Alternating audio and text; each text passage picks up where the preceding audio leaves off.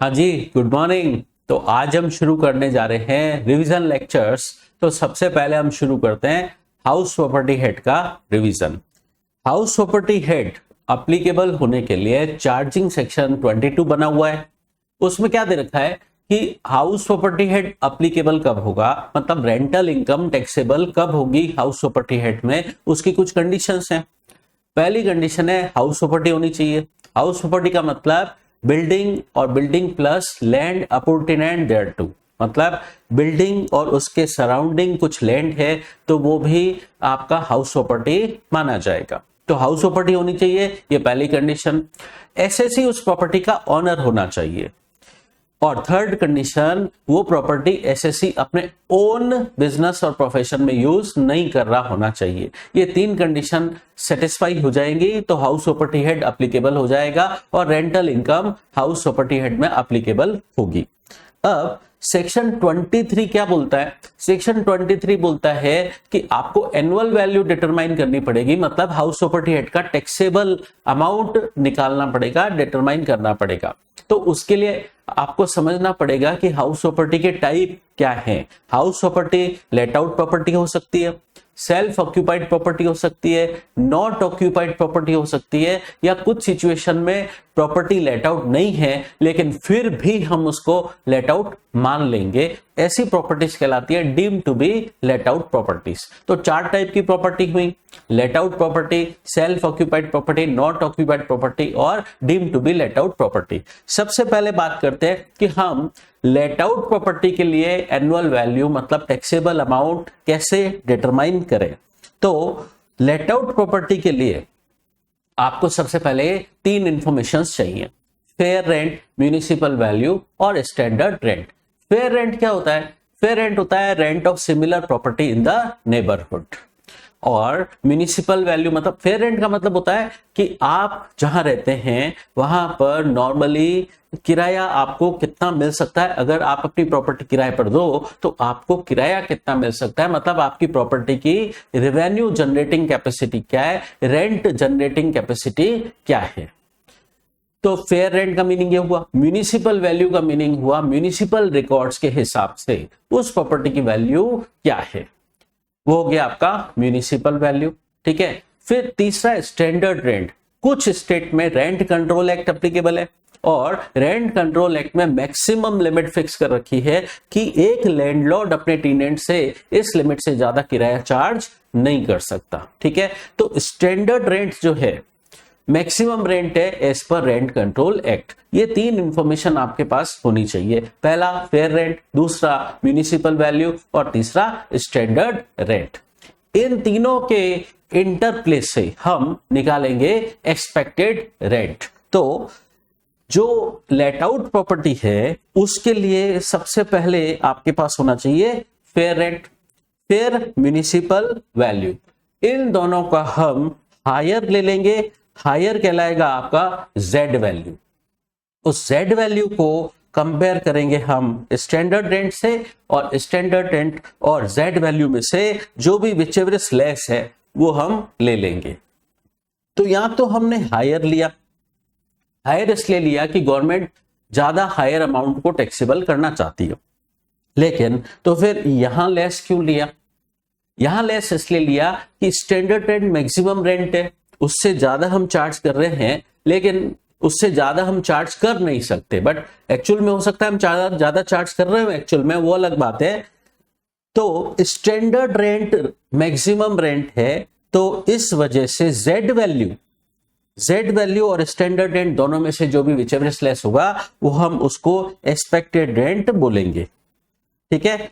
In general expected rent हमें पूरे 12 महीने का लेना होगा अगर उस प्रॉपर्टी की ओनरशिप हमारे पास पूरे 12 महीने है तो। ठीक है। इन जनरल हम 12 महीने का एक्सपेक्टेड रेंट लेंगे। इसका मतलब ये फेयर रेंट, म्युनिसिपल वैल्यू और स्टैंडर्ड रेंट ये हमारे पास फुल ईयर के लिए होने चाहिए, 12 महीने के लिए होने चाहिए, तभी हम एक्सपेक्टेड रेंट पूरे 12 महीने का ले पाएंगे। फिर एक्चुअल रेंट से कंपेयर करेंगे। एक्चुअल रेंट जो भी मिल रहा है रिसीव्ड और रिसीवेबल। रिसीवेबल मतलब जो ड्यू हो गया है लेकिन अभी तक मिला नहीं है, वो रिसीवेबल भी यहां पर ले लेंगे। लेकिन ध्यान रहे एक्चुअल रेंट हम सिर्फ लेट आउट पीरियड का लेंगे। ध्यान से सुने, एक्सपेक्टेड रेंट इन जनरल हम पूरे 12 महीने का ले लेंगे, लेकिन एक्चुअल रेंट सिर्फ एक्चुअली लेट आउट पीरियड का लेंगे। फॉर एग्जांपल आपने सिर्फ 9 महीने के लिए प्रॉपर्टी एक्चुअली लेट आउट की है, तो एक्चुअल रेंट तो सिर्फ 9 महीने का आएगा और एक्सपेक्टेड रेंट पूरे 12 महीने का आएगा। ठीक है, अब इन दोनों से एक्सपेक्टेड रेंट और एक्चुअल रेंट का कंपैरिजन करके हम ग्रॉस एनुअल वैल्यू निकालेंगे। ध्यान से सुने, एक्सपेक्टेड रेंट और एक्चुअल रेंट का कंपैरिजन करके हम ग्रॉस एनुअल वैल्यू निकालेंगे, जो इस टेबल के हिसाब से निकालेंगे। देखिए, अगर आपके पास सिर्फ एक्सपेक्टेड रेंट अवेलेबल है, एक्चुअल रेंट अवेलेबल नहीं है, आगे चलकर मैं बताऊंगा कि ऐसा सिर्फ डीएलओपी प्रॉपर्टी के केस में होगा, जिसको हम मान रहे हैं कि लेट आउट है प्रॉपर्टी, लेकिन वो एक्चुअल में लेट आउट नहीं है। तो deem to be let out property के केस में हमारे पास एक्चुअल रेंट होगा नहीं, तो हम सिर्फ एक्सपेक्टेड रेंट अवेलेबल होगा, उस एक्सपेक्टेड रेंट को हम ग्रॉस एनुअल वैल्यू मान लेंगे। ठीक है, लेकिन नॉर्मली अगर प्रॉपर्टी लेट आउट हो रही है तो हमारे पास एक्चुअल रेंट अवेलेबल है, एक्चुअल रेंट अवेलेबल है उसको एक्सपेक्टेड रेंट से कंपेयर करेंगे। एक्चुअल रेंट अगर ज्यादा है तो फिर ज्यादा वाला अमाउंट बन जाएगा हमारा ग्रॉस एनुअल वैल्यू, लेकिन एक्चुअल रेंट अगर कम है एक्सपेक्टेड रेंट से, और तो हम कारण चेक करेंगे कि एक्चुअल रेंट कम क्यों है। पता पड़ा कि वैकेंसी की वजह से कम है, तो वैकेंसी को गवर्नमेंट जेन्युइन रीजन मानती है, तो अगर एक्चुअल रेंट वैकेंसी की वजह से कम है तो एक्चुअल रेंट यानी कम वाला अमाउंट ही ग्रॉस एनुअल वैल्यू बन जाएगा। लेकिन अगर एक्चुअल रेंट कम है एक्सपेक्टेड रेंट से ड्यू टू एसओपी, एसओपी मतलब एसएससी ने उस प्रॉपर्टी को खुद सेल्फ ऑक्यूपाई कर लिया, एसओपी कुछ पीरियड के लिए कर लिया। फॉर एग्जांपल 12 महीने से में से 4 महीने में एसएससी ने उसको खुद ही ऑक्यूपाई कर लिया, तो जिसकी वजह से एक्चुअल रेंट कम है, या अदर रीजन की वजह से एक्चुअल रेंट कम है। फॉर एग्जांपल टीनेंट से पर मंथ 30,000 रुपीज चार्ज करना था, लेकिन आपने चार्ज किया 27,500। क्यों? क्योंकि आपने उससे कम चार्ज किया, क्योंकि वो आपका हो सकता है फ्रेंड है, रिलेटिव है, या किसी अदर रीजन की वजह से आप उससे कम चार्ज कर रहे हो। तो अगर किसी अदर रीजन की वजह से एक्चुअल रेंट कम है तो गवर्नमेंट ये जेन्युइन रीजन नहीं मानेगी, और इस सिचुएशन में आपका बड़ा वाला अमाउंट यानी एक्सपेक्टेड रेंट को ग्रॉस एनुअल वैल्यू मान लिया जाएगा। मतलब गवर्नमेंट वैकेंसी को ही जेन्युइन रीजन मानती है, सेल्फ ऑक्यूपेशन की वजह से या किसी अदर रीजन की वजह से एक्चुअल रेंट कम है तो ये गवर्नमेंट को मंजूर नहीं है, एक्सेप्टेबल नहीं है, और इस सिचुएशन में एक्सपेक्टेड रेंट को ही आपका ग्रॉस एनुअल वैल्यू मान लिया जाएगा। तो आपने एक्सपेक्टेड रेंट निकाला और एक्चुअल रेंट है आपके पास, दोनों के कंपैरिजन से आप ग्रॉस एनुअल वैल्यू पर पहुंच गए, आपने निकाल ली ग्रॉस एनुअल वैल्यू। इसके बाद आप इसमें से लेस कर देंगे म्युनिसिपल टैक्सेस, लेकिन ध्यान रहे म्युनिसिपल टैक्सेस का डिडक्शन आपको एक्चुअल पेमेंट बेसिस पर ही मिलेगा। ठीक है, आपने जितना भी एक्चुअल पेमेंट कर दिया during the relevant previous year आपको डिडक्शन मिल जाएगा। अब ऐसा हो सकता है कि during the relevant previous year आपने किसी पास्ट ईयर का म्युनिसिपल टैक्स पे किया, किसी फ्यूचर ईयर का पे कर दिया, आपने इस साल जितना भी पे किया, चाहे वो पास्ट ईयर का था चाहे करंट ईयर का था, जितना भी एक्चुअल पे किया सारा आपको अलाउ हो जाएगा। लेकिन ध्यान रहे एसएससी ऑनर जो लैंडलॉर्ड है वही पे करे। इसका मतलब ये म्युनिसिपल टैक्स लैंडलॉर्ड पे करेगा, एसएससी पे करेगा तो ही डिडक्शन मिलेगा एसएससी को। अगर टीनेंट ने पे कर दिए तो डिडक्शन नहीं मिलेगा। तो वो एक्चुअली पेड होना चाहिए और पेड बाय लैंडलॉर्ड होना चाहिए। तो इस स्टेज पर हमें म्युनिसिपल टैक्स का डिडक्शन मिल जाएगा। फिर अगर आपका कुछ एक्चुअल रेंट आपसे रियलाइज नहीं हो पाया, कलेक्ट नहीं कर पाए, आप अपने टीनेंट से बैड डेट्स हो गया, तो उस सिचुएशन में वो कहलाता है अनरियलाइज्ड रेंट। जो आप अपने टीनेंट से रिकवर नहीं कर पाए, बैड डेट्स हो गया, तो वो अनरियलाइज्ड रेंट का भी आपको यहां पर डिडक्शन मिल जाएगा। तो ग्रॉस एनुअल वैल्यू में से हम यहां पर म्युनिसिपल टैक्स के साथ साथ अनरियलाइज्ड रेंट का भी डिडक्शन क्लेम कर लेंगे, तो हमारी एनएवी आ जाएगी, नेट एनुअल वैल्यू आ जाएगी। अब लॉ में ये प्रोविजन है कि एक्चुअल रेंट आप सीधे एक्चुअल रेंट में से सीधे अनरियलाइज रेंट लेस कर सकते हो, ठीक है, वो ट्रीटमेंट भी अलाउेबल है, आप एग्जाम में वैसा कर सकते हो, लेकिन आपके लिए ज्यादा कन्वीनियंट ये रहेगा कि आप अनरियलाइज रेंट का डिडक्शन ग्रॉस एनुअल वैल्यू के बाद म्युनिसिपल टैक्स के साथ लेस कर दे, ठीक है।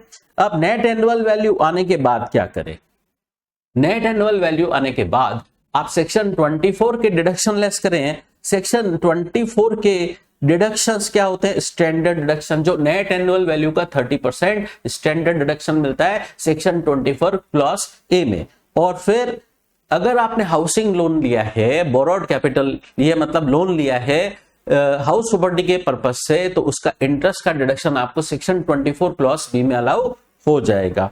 तो नेट एनुअल वैल्यू में से आपको दो डिडक्शन और मिलेंगे, स्टैंडर्ड डिडक्शन जो नेट एनुअल वैल्यू का 30% मिलेगा, और हाउसिंग लोन का इंटरेस्ट आपको सेक्शन 24 क्लॉज बी में अलाउ हो जाएगा। इसके बाद आपके आ जाएगी इनकम फ्रॉम हाउस प्रॉपर्टी, ठीक है। तो बेसिकली हम क्या देख रहे हैं कि हाउस प्रॉपर्टी हेड में हमें रेंटल इनकम में से 4 डिडक्शन मिल रहे हैं।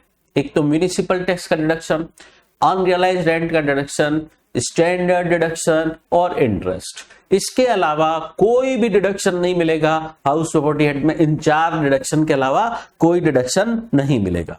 अब म्युनिसिपल टैक्स क्या होता है? म्युनिसिपल टैक्स होता है वो टैक्स जो आपसे म्युनिसिपल अथॉरिटी और लोकल अथॉरिटी चार्ज करती है। वो हो सकता है उसका नाम आपको लोकल टैक्स दिया गया हो, या वाटर टैक्स दिया गया हो, फायर टैक्स या सीवरेज टैक्स दिया गया हो। जो भी tax municipal authority, local authority, cantonment board, ग्राम परिषद, पंचायत वगैरह चार्ज करती है, वो इधर लेस हो जाएगा, ठीक है। अगर कई बार क्या होता है, ये म्युनिसिपल टैक्स आपको परसेंटेज फॉर्म में दे रखा है, तो वो आप कैलकुलेट कैसे करोगे? म्युनिसिपल वैल्यू के ऊपर आपको परसेंटेज अप्लाई कर दोगे तो म्युनिसिपल टैक्स आ जाएगा, ठीक है। और आप यहां पर कोई भी स्टेट गवर्नमेंट के द्वारा लेवी किया हुआ कोई भी टैक्स लेस नहीं कर सकते। स्टेट गवर्नमेंट भी प्रॉपर्टी पर टैक्स लगाती है, लैंड रेवेन्यू और ग्राउंड रेंट, लेकिन उसका डिडक्शन हाउस प्रॉपर्टी हेड में नहीं मिलता। हाउस प्रॉपर्टी हेड में सिर्फ municipal tax levied by municipal authority, local authority का डिडक्शन मिलता है, और वो भी एक्चुअल पेमेंट बेसिस पर मिलता है, और वो भी तभी मिलता है जब लैंडलॉर्ड ने एक्चुअल पे किया हो, ठीक है। और अनरियलाइज रेंट का डिडक्शन भी आप ग्रॉस एनुअल वैल्यू में से लेस कर सकते हैं। ग्रॉस एनुअल वैल्यू में से आपको 2 डिडक्शन अलाउ है, म्युनिसिपल टैक्स और अनरियलाइज रेंट। और फिर नेट एनुअल वैल्यू आ जाती है। नेट एनुअल वैल्यू में से फिर आप 2 डिडक्शन और क्लेम कर सकते हो, स्टैंडर्ड डिडक्शन और इंटरेस्ट, ठीक है। तो अनरियलाइज रेंट का डिडक्शन अलाउ होने की कंडीशंस रूल 4 में दे रखी हैं। आपकी ये टेनेंसी बोनाफाइड होनी चाहिए, मतलब जेन्युइनली आपने अपने टेनेंट को ये प्रॉपर्टी किराए पर दी थी, और आप अपने टेनेंट से ये प्रॉपर्टी वैकेट करवा चुके हो, खाली करवा चुके हो, या अगर खाली नहीं करवा पाए हो किसी रीजन की वजह से, लेकिन आपने अपनी तरफ से पूरी कोशिश की थी उससे प्रॉपर्टी खाली करवाने की, आपको ये बात सेटिस्फाई करनी पड़ेगी। और उस डिफॉल्टिंग टेनेंट के पास आपकी और कोई प्रॉपर्टी पोजीशन में नहीं होनी चाहिए। ऐसे नहीं कि ये प्रॉपर्टी तो खाली कर दे, दूसरी प्रॉपर्टी मेरी ले ले, उसमें रह ले, ऐसा नहीं होना चाहिए, ठीक है। तो डिफॉल्टिंग टेनेंट के पास आपकी और कोई प्रॉपर्टी पोजीशन में नहीं होनी चाहिए। और इस डिफॉल्टिंग टेनेंट के अगेंस्ट आपने लीगल प्रोसीडिंग्स इनिशिएट कर दिए for the recovery of land. और अगर लीगल प्रोसीडिंग्स नहीं किए तो आपको प्रूव करना पड़ेगा कि लीगल प्रोसीडिंग्स करना यूजलेस है। अगर ये सारी कंडीशंस आप सेटिस्फाई कर लेते हो तो आपको अनरियलाइज रेंट का डिडक्शन मिल जाएगा ग्रॉस एनुअल वैल्यू में से। तो ग्रॉस एनुअल वैल्यू में से आपने म्युनिसिपल टैक्स और अनरियलाइज रेंट का डिडक्शन क्लेम कर लिया। अब आपके पास आ गई नेट एनुअल वैल्यू। अब कुछ बातें छोटी छोटी समझते हैं। अगर आपको क्वेश्चन में फेयर रेंट गिवन नहीं है तो आप actual rent per month multiplied by 12 इसको आप फेयर रेंट के रूप में ले सकते हैं। फिर अब आते हैं हम, ये तो हमने समझा लेट आउट प्रॉपर्टी के लिए हम एनुअल वैल्यू कैसे कंप्यूट करें। अब सेक्शन 23 सबसेक्शन 1 में दे रखा था ये कि लेट आउट प्रॉपर्टी की एनुअल वैल्यू कैसे कंप्यूट करें।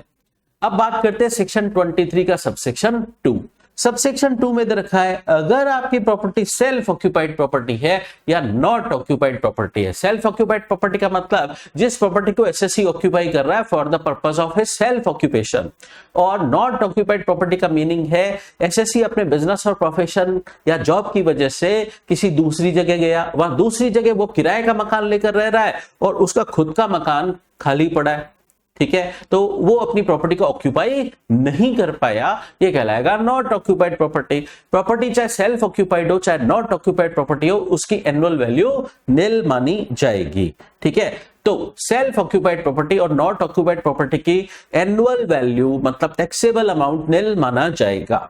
अब सवाल यह है कि आप ज्यादा से ज्यादा कितनी प्रॉपर्टीज एसओपी एनओपी क्लेम कर सकते हो कि इनकी एनुअल वैल्यू तो हमारी निल है। तो गवर्नमेंट का कहना है मैक्सिमम 2 प्रॉपर्टीज, मैक्सिमम 2 प्रॉपर्टीज आप क्लेम कर सकते हो एसओपी एनओपी के रूप में, जिनकी एनुअल वैल्यू को आप निल बता सकते हो, मतलब उनका टैक्सेबल अमाउंट आप निल रिपोर्ट कर सकते हैं। लेकिन ये निल बेनिफिट, निल वैल्यू ले पाने का बेनिफिट सिर्फ इंडिविजुअल और एचयूएफ को ही मिलेगा एसओपी एनओपी प्रॉपर्टी के कनेक्शन में।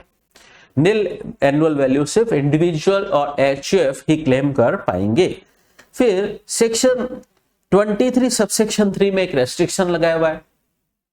वो रेस्ट्रिक्शन क्या बोलता है, अगर आप अपनी सेल्फ ऑक्यूपाइड प्रॉपर्टी या not occupied property SOP NOP property आप एक दिन के लिए भी लेट आउट अगर कर देते हो, सिर्फ एक दिन के लिए भी आपने लेट आउट कर दिया, तो अब ये प्रॉपर्टी एसओपी एनओपी प्रॉपर्टी नहीं मानी जाएगी, ये अब लेट आउट प्रॉपर्टी ट्रीट होगी। अब ये लेट आउट प्रॉपर्टी ट्रीट होगी तो इसकी कैलकुलेशन आपको सेक्शन 23 सबसेक्शन 1 में जाके करनी होगी, मतलब अब ये लेट आउट प्रॉपर्टी की तरह ही पूरी प्रॉपर्टी ट्रीट होगी, ठीक है।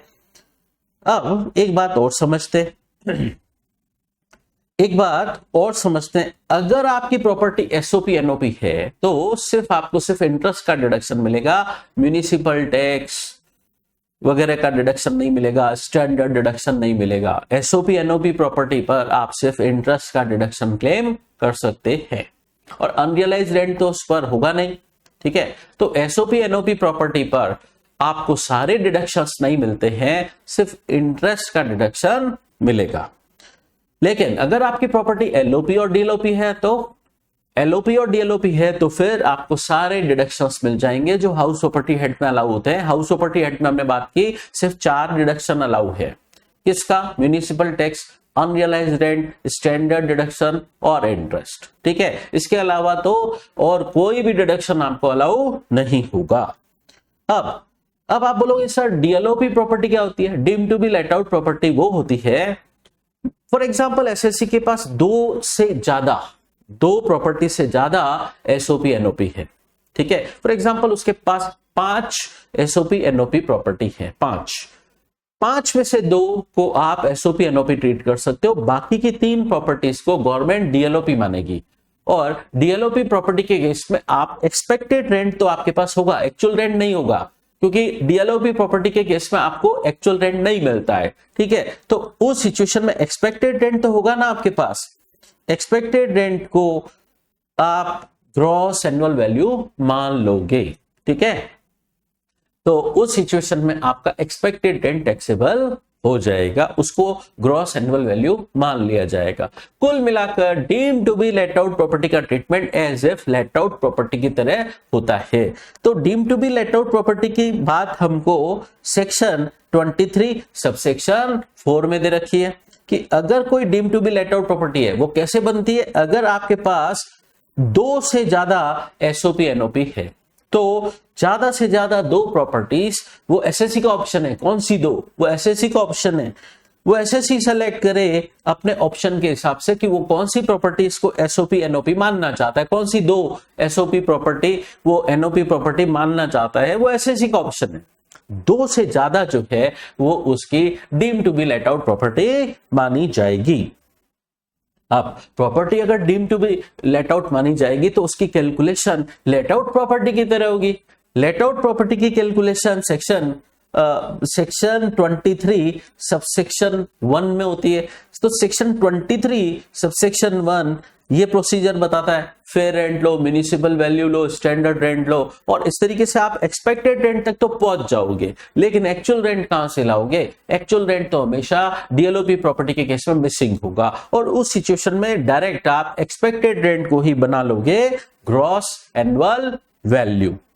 ग्रॉस एनुअल वैल्यू आप बना लोगे, ठीक है, और उसके बाद म्युनिसिपल टैक्स का डिडक्शन क्लेम कर लोगे, अनरियलाइज रेंट तो होगा नहीं उस केस में, स्टैंडर्ड रेंट का डिडक्शन क्लेम कर लोगे, और इंटरेस्ट का डिडक्शन क्लेम कर सकते हो।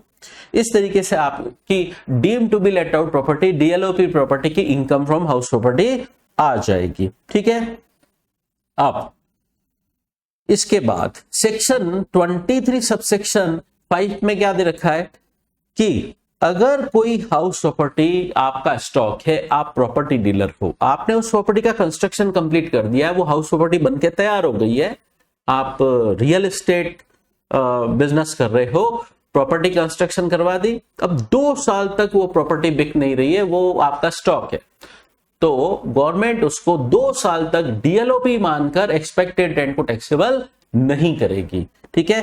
तो ये रियल एस्टेट बिजनेस वालों के लिए एक तरीके से बेनिफिट है, लेकिन 2 साल तक भी वो प्रॉपर्टी अगर अनसोल्ड रह गई, कंस्ट्रक्टेड है प्रॉपर्टी, 2 साल तक पहले कंस्ट्रक्शन कंप्लीट किया, 2 साल तक उसकी टैक्सेबल वैल्यू कुछ नहीं होगी, निल मानी जाएगी, 2 साल बाद भी वो अगर अनसोल्ड है तो फिर उसका एक्सपेक्टेड रेंट टैक्सेबल हो जाएगा, ग्रॉस एनुअल वैल्यू के रूप में लिया जाएगा, और उसको डीएलओपी मानकर टैक्सेबल कर दिया जाएगा, ठीक है। तो इसके लिए गवर्नमेंट क्या कंडीशन रख रही है?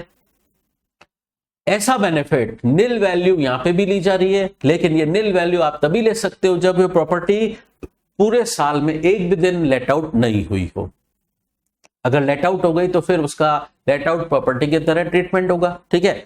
अब दूसरी कंडीशन, एसएससी उस प्रॉपर्टी का ऑनर है, तो 2 साल तक आप उस प्रॉपर्टी की एनुअल वैल्यू निल ले सकते हो।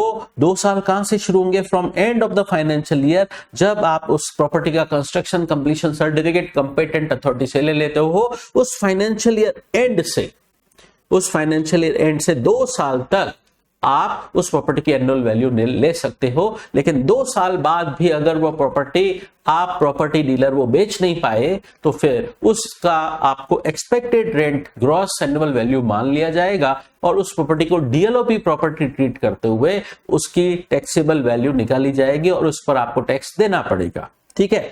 अब कुछ लोगों का कहना है, सर अगर प्रॉपर्टी पार्टली लेट आउट हो और पार्टली सेल्फ ऑक्यूपाइड हो, तो उस सिचुएशन में क्या होगा? तो उसको यहां हमने दे रखा एरिया वाइज के नाम से। प्रॉपर्टी एक ही है, प्रॉपर्टी एक ही है, लेकिन उसका 75% एरिया लेट आउट है और 25% एरिया सेल्फ ऑक्यूपाइड है। तो अब ऐसे मकान को क्या करोगे आप? 2 यूनिट मानोगे, मतलब लेट आउट वाला पोर्शन अलग मानोगे और सेल्फ ऑक्यूपाइड वाला पोर्शन अलग मानोगे। मकान एक ही है, लेकिन लेट आउट यूनिट अलग और सेल्फ ऑक्यूपाइड यूनिट का ट्रीटमेंट आप अलग करोगे। कारण लेट आउट प्रॉपर्टी की टैक्सेबल वैल्यू आप सेक्शन 23 सबसेक्शन 1 में जाके निकालोगे, लेकिन सेल्फ ऑक्यूपाइड प्रॉपर्टी की वैल्यू निल होगी सेक्शन 23 सबसेक्शन 2 में, ठीक है। मतलब पूरा मकान है, लेकिन उसका एक पोर्शन आप सेल्फ ऑक्यूपाइड माने, एक पोर्शन लेट आउट माने। अब इस केस में क्या होगा? आपको मकान की जैसे fair rent, municipal value, standard rent सब कुछ दे रखा होगा, बट वो तो पूरे मकान का होगा, ठीक है। इस सिचुएशन में आपको 75% अलग करना पड़ेगा लेट आउट पोर्शन का, और 25% पोर्शन सेल्फ ऑक्यूपाइड प्रॉपर्टी का अलग करना पड़ेगा। म्युनिसिपल टैक्सेस भी आपको अलग लेने पड़ेंगे, बाइफरकेट करना पड़ेगा 75% 25%। ध्यान रहे, जितना पोर्शन सेल्फ ऑक्यूपाइड है उसका सिर्फ इंटरेस्ट का खर्चा अलाउ होगा, उसका म्युनिसिपल टैक्स, स्टैंडर्ड डिडक्शन, उसका कुछ भी अलाउ नहीं होगा जितना पोर्शन सेल्फ ऑक्यूपाइड है, ठीक है। लेकिन यही बात अगर पीरियड वाइज के लिए बोलूं, जैसे आपकी प्रॉपर्टी 9 महीने के लिए लेट आउट रही और 3 महीने के लिए सेल्फ ऑक्यूपाइड थी, ठीक है। तो इस सिचुएशन में भी आपको क्या प्रॉपर्टी दो पार्ट में करनी है, 9 महीने की कैलकुलेशन अलग और 3 महीने की कैलकुलेशन अलग? नहीं, उस सिचुएशन में ऐसा नहीं होगा, कारण हमने सेक्शन 23 सबसेक्शन 3 में एक रेस्ट्रिक्शन पढ़ा। वो क्या दे रखा था, अगर एक सिंगल डे के लिए भी अगर आप अपनी प्रॉपर्टी लेट आउट कर देते हो तो वो लेट आउट प्रॉपर्टी ट्रीट होगी, फिर आप उसको सेल्फ ऑक्यूपाइड प्रॉपर्टी नहीं मान सकते। तो आप इस सिचुएशन में 3 महीने अगर सेल्फ ऑक्यूपाइड रही तो 3 महीने की वैल्यू नील नहीं ले सकते, 3 महीने की वैल्यू नील नहीं ले सकते। ठीक है, ये प्रॉपर्टी अब लेट आउट प्रॉपर्टी ट्रीट होगी और इसकी कैलकुलेशन आप फुल ईयर की सेक्शन 23 सबसेक्शन 1 में करोगे। तो सेक्शन 23 सबसेक्शन 1 में ऐसा क्या होगा, देखिए उस सिचुएशन में आपका अगर आपने उसको सेल्फ ऑक्यूपाइड किया है तो आपका रॉ नंबर 4 में आ जाओगे आप। एक्चुअल रेंट फॉर एग्जांपल आपने 3 महीने इसमें हमने क्या दे रखा है, 3 महीने आप एसओपी रहा प्रॉपर्टी, तो आपको एक्चुअल रेंट कितने महीने का मिलेगा, 9 महीने का मिलेगा, जबकि आप एक्सपेक्टेड रेंट पूरे 12 महीने का लेंगे तो एक्चुअल रेंट कम होगा। एक्चुअल रेंट कम क्यों है, वो सेल्फ ऑक्यूपेशन की वजह से कम है। तो गवर्नमेंट इस सिचुएशन में आपको कोई कंसेशन नहीं देगी और बड़ा वाला अमाउंट एक्सपेक्टेड रेंट ही आपका ग्रॉस एनुअल वैल्यू मान लिया जाएगा। ठीक है, और इस प्रॉपर्टी की कैलकुलेशन लेट आउट प्रॉपर्टी की तरह होनी है फुल ईयर के लिए। ठीक है, मतलब एसओपी 3 महीने की वैल्यू आप नील ले पाओ ऐसा आपको बेनिफिट नहीं मिलेगा। फिर सेक्शन 24 की बात करते हैं। सेक्शन 24 क्या बोलता है कि आप डिडक्शन ले सकते हैं, स्टैंडर्ड डिडक्शन 30% एनएवी में से आपको अलाउ हो जाएगा। अगर आपकी एनएवी नेगेटिव है तो स्टैंडर्ड डिडक्शन नहीं मिलेगा। और एक बात और, आप अगर अपनी प्रॉपर्टी के लिए रिपेयर और मेंटेनेंस का खर्चा कर रहे हैं, insurance, electricity, water, lift, parking charges का खर्चा कर रहे हैं, तो उसका डिडक्शन आपको नहीं मिलेगा। क्यों? गवर्नमेंट ने बोल दिया 30% आपको हम ऐसे ही फ्लैट डिडक्शन दे रहे हैं, तो अदर एक्सपेंसेस का डिडक्शन आपको हम अलाउ नहीं करेंगे। फिर सेक्शन 24 क्लॉज बी, अगर आपने हाउसिंग लोन लिया है, मतलब हाउस प्रॉपर्टी के पर्पज से आपने लोन लिया है, हाउसिंग लोन लिया है, तो उसका इंटरेस्ट का डिडक्शन आप अलाउ हो जाएगा। आपने लोन वास्तव में लिया होना चाहिए, उस पर इंटरेस्ट पेड और पेबल है। पेबल वर्ड इंडिकेट करता है कि इस इंटरेस्ट का डिडक्शन आपको ड्यू बेसिस पे भी मिल जाएगा, लेकिन लोन आपको 5 पर्पसेस के लिए ही अलाउ है। ठीक है, ओनली 5 ऑब्जेक्टिव्स के लिए लोन लिया गया होना चाहिए।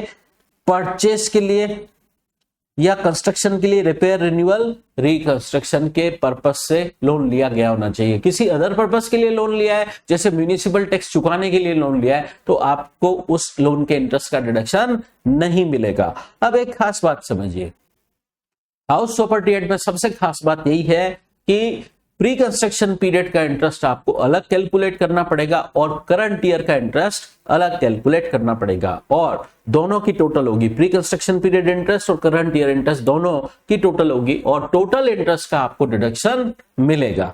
ठीक है, तो अब सवाल पैदा होता है प्री कंस्ट्रक्शन पीरियड इंटरेस्ट क्या होता है। देखो, आप कई बार प्रॉपर्टी के लिए लोन लेते हैं और फिर लोन के पैसे से कंस्ट्रक्शन कराते हैं। कंस्ट्रक्शन कंप्लीट होने में टाइम लगता है, ठीक है, और कंस्ट्रक्शन कंप्लीट होने के बाद ही आप इंटरेस्ट का डिडक्शन ले सकते हो।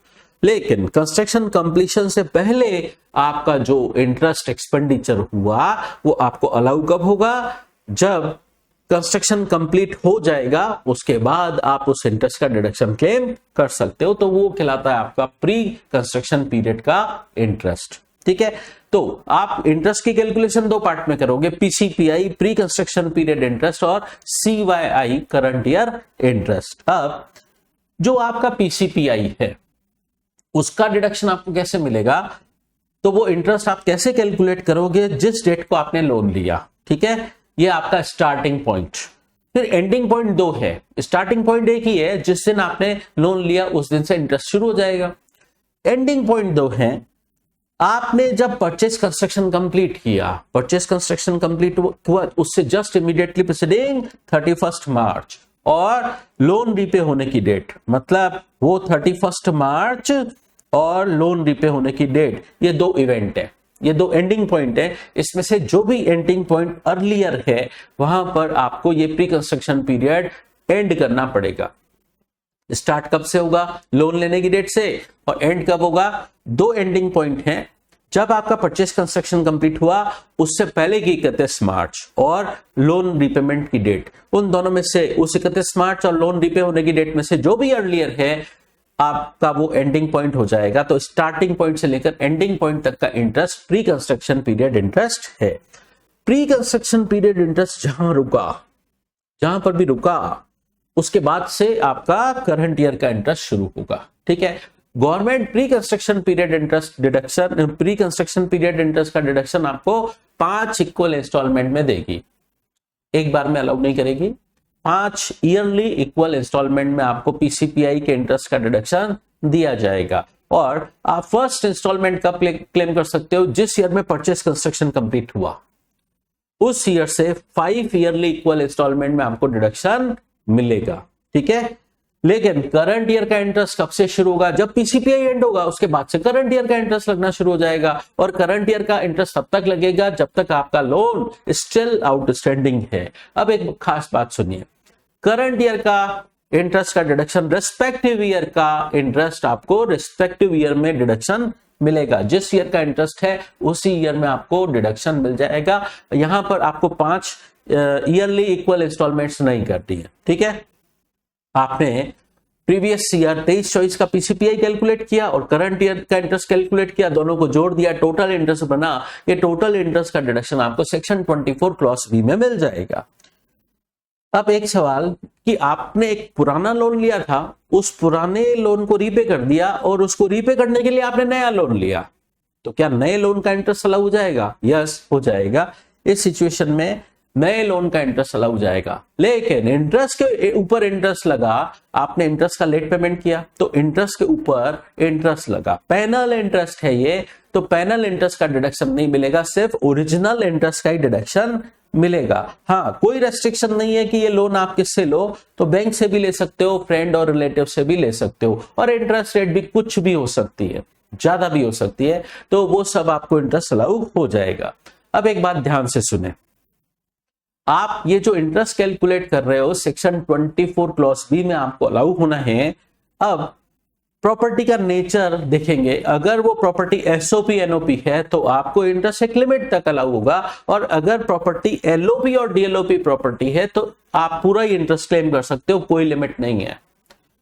इंटरेस्ट आपको एक लिमिट तक अलाउ होना है, लेकिन एसओपी एनओपी प्रॉपर्टी के लिए वो लिमिट है और एलओपी और डीएलओपी प्रॉपर्टी के लिए कोई लिमिट नहीं है। तो एसओपी एनओपी प्रॉपर्टी के लिए क्या लिमिट है? जनरल लिमिट है 30,000, मैक्सिमम आपको इतना ही इंटरेस्ट अलाउ होगा।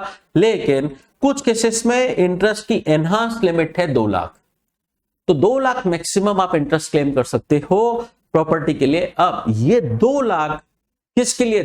आपकी एसओपी एनओपी प्रॉपर्टी मैक्सिमम कितनी हो सकती है? 2 है, दोनों का एग्रीगेट 2 लाख तक ही मिलेगा।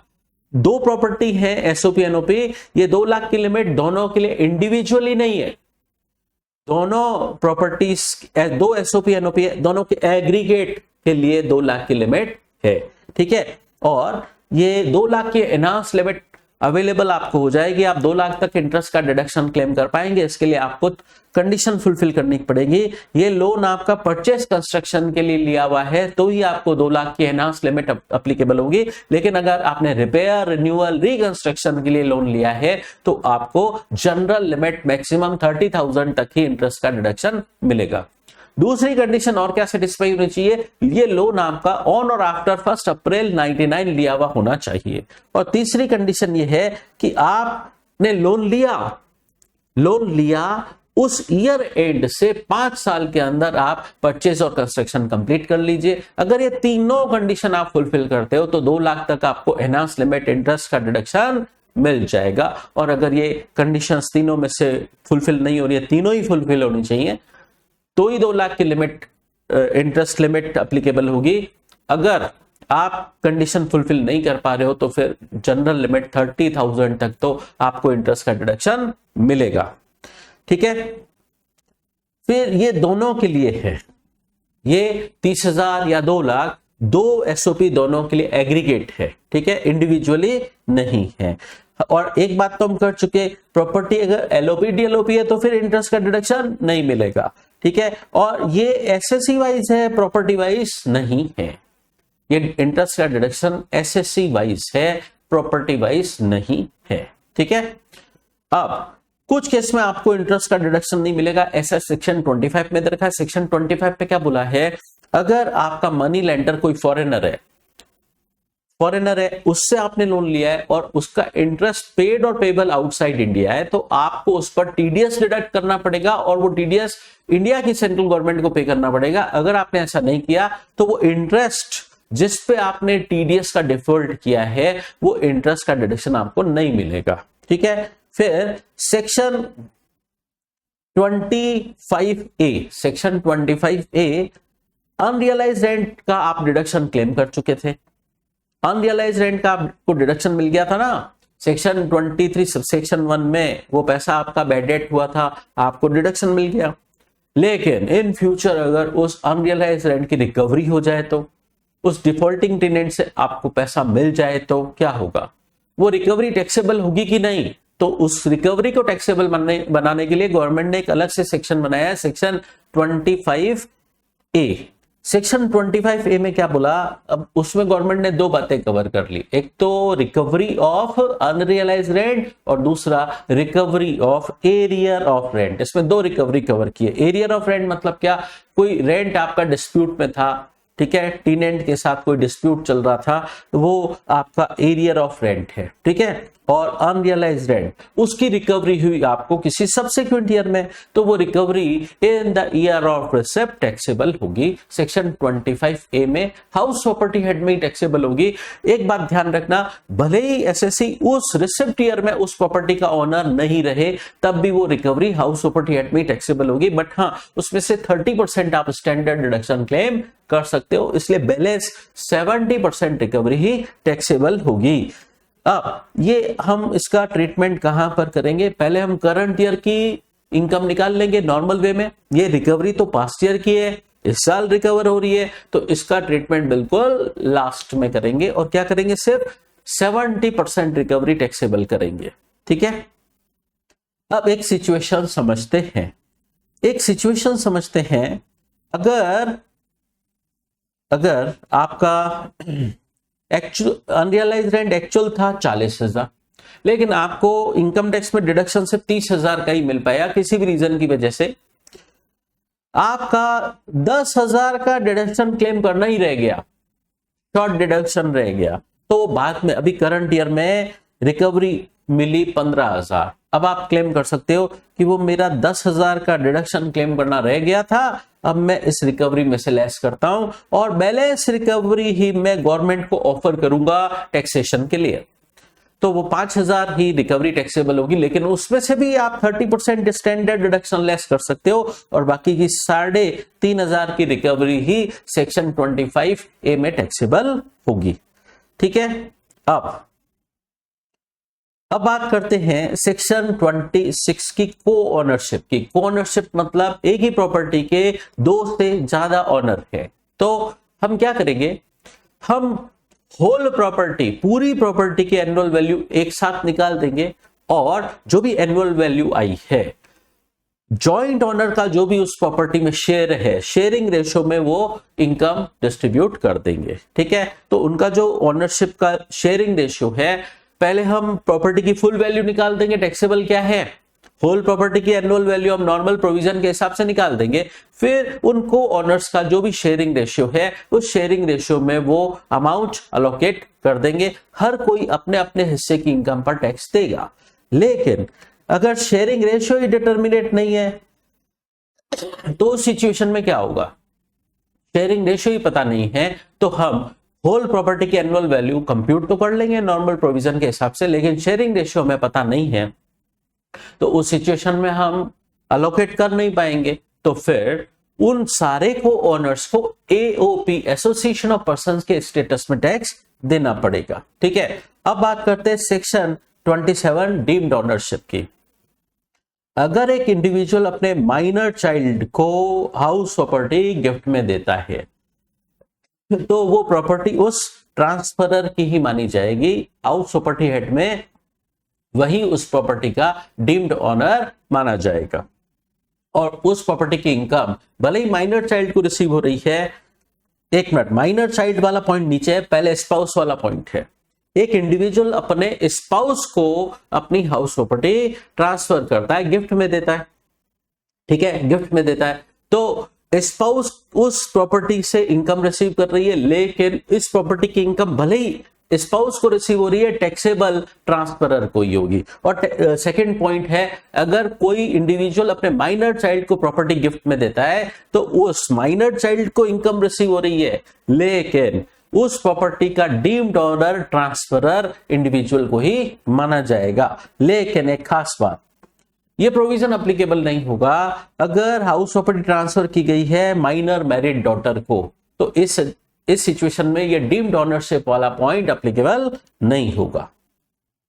फिर आते हैं, किसी कोऑपरेटिव सोसाइटी या कंपनी और एओपी ने कोई हाउस बिल्डिंग स्कीम बनाई और उस सिचुएशन में वो अपने मेंबर से पैसा लेकर ही कंस्ट्रक्शन कंप्लीट करते हैं, लेकिन प्रॉपर्टी के पेपर्स में उस प्रॉपर्टी का ऑनर वो कोऑपरेटिव सोसाइटी, कंपनी और एओपी शो होती है, लेकिन हाउस प्रॉपर्टी हेड के पर्पस से उस प्रॉपर्टी का ऑनर उस मेंबर को माना जाएगा। फिर फोर्थ पॉइंट है, ट्रांसफर ऑफ प्रॉपर्टीज एक्ट के सेक्शन 53A में जो ट्रांजैक्शन हुए, तो सेक्शन 53A में, इस एक्ट के सेक्शन 53A में कौन से ट्रांजैक्शन कवर होते हैं? ट्रांजैक्शन कंसीडरेशन के लिए हुआ और ये कॉन्ट्रैक्ट राइटिंग में हुआ, सेलर ने उस पर साइन कर दिए हैं। अब खास बात अब शुरू हो रही है, ट्रांसफरी ने उस प्रॉपर्टी का पोजीशन ले लिया है, उसने या तो उस प्रॉपर्टी का फुल पेमेंट कर दिया है या वो पेमेंट करने को तैयार है, लेकिन टाइटल डीड्स अभी तक इस प्रॉपर्टी के ट्रांसफरी के नाम से रजिस्टर नहीं हो पाए हैं। तो इस सिचुएशन में भी ट्रांसफरी को डीम्ड ऑनर माना जाएगा, भले ही इस प्रॉपर्टी के टाइटल डीड्स अभी तक ट्रांसफरी के नाम से रजिस्टर नहीं हो पाए हैं। डीम्ड ऑनर इस ट्रांसफरी को ही माना जाएगा। और इम्पार्टेबल एस्टेट के केस में, इम्पार्टेबल एस्टेट के केस में होल्डर, वो जो उस प्रॉपर्टी का होल्डर है, उसको डीम्ड ऑनर माना जाएगा। वो एक इंडिविजुअल और एचयूएफ ही हो सकता है, या जिस केस में लेसी ने कम से कम 12 साल की लीज पर कोई प्रॉपर्टी लीज पर ली है, तो उस सिचुएशन में लेसी को डीम्ड ऑनर माना जाएगा, ठीक है। और डीम्ड ऑनरशिप भी है तो भी हाउस प्रॉपर्टी हेड की ऑनरशिप वाली कंडीशन सेटिस्फाई मानी जाएगी और हाउस प्रॉपर्टी हेड उस ऑनर पे एप्लीकेबल हो जाएगा। अब पहला केस हमने पढ़ा, अगर एक इंडिविजुअल स्पाउस को प्रॉपर्टी ट्रांसफर करता है या अपने माइनर चाइल्ड को प्रॉपर्टी ट्रांसफर करता है, तो भी ट्रांसफरर को डीम्ड ऑनर माना जा रहा है। अब वो इंडिविजुअल बोले मैं हाउस प्रॉपर्टी ट्रांसफर ना करूं, मनी ट्रांसफर करूं और उस मनी से स्पाउस या माइनर चाइल्ड प्रॉपर्टी एक्वायर कर ले, तो क्या सेक्शन 27 लगेगा? इस केस में नहीं लगेगा, लेकिन इस सिचुएशन में क्लबिंग प्रोविजंस एप्लीकेबल हो जाएंगे। क्लबिंग चैप्टर अलग से है, तो सेक्शन 64 क्लबिंग प्रोविजन उस केस में एप्लीकेबल हो जाएंगे। अब पढ़ते हैं मिसक्लेनियस प्रोविजन। जो प्रॉपर्टी आउटसाइड इंडिया सिचुएटेड है और अगर एसएससी ऑर्डिनरली रेजिडेंट है तो भी उस प्रॉपर्टी का रेंट उसको टैक्सेबल इंडिया में होगा, क्योंकि एसएससी ऑर्डिनरली रेजिडेंट है। ऑर्डिनरली रेजिडेंट की पूरी ग्लोबल इनकम इंडिया में टैक्सेबल होती है, मतलब फॉरेन इनकम भी उसको इंडिया में टैक्सेबल होती है। लेकिन नॉट ऑर्डिनरली रेजिडेंट है या नॉन रेजिडेंट है तो उसकी ये इनकम इंडिया में टैक्सेबल तभी होगी अगर उसने इस रेंटल इनकम को फर्स्ट रिसिप्ट किया है इंडिया में रिसीव करने की गलती कर ली है, तो फिर उस एनओआर और एनआर को भी ये रेंटल इनकम इंडिया में टैक्सेबल होगी।